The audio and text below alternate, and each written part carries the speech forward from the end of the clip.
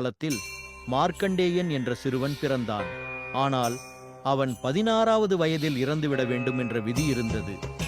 அவனுடைய பெற்றோர் சிவபெருமானை வழிபட்டு தங்கள் மகனை காப்பாற்ற வேண்டினர். மார்க்கண்டேயனும் சிவபெருமானின் தீவிர பக்தனாகி தினமும் மகா மிருத்யுஞ்சய மந்திரத்தை ஜெபித்தான். 16வது பிறந்த நாளில் இறப்பின் கடவுளான யமன் அவனின் உயிரை எடுத்துச் செல்ல வந்தார்.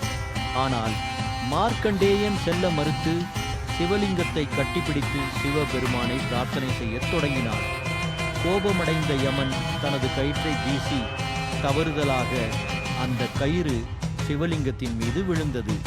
அதன் காரணமாக சிவபெருமான் மிகவும் கோபமடைந்து ஒளியின் வெடிப்பில் தோன்றி யமனை நாசம் செய்தார். மார்க்கண்டேயனின் பக்தியால் கவரப்பட்ட சிவபெருமான் அவனை இறப்பின்றி காலமறியாமல் வாழ ஆசி வழங்கினார். இந்த கதை பக்தி, நம்பிக்கை மற்றும் சிவபெருமானின் பாதுகாப்பு சக்தியை வெளிப்படுத்துகிறது.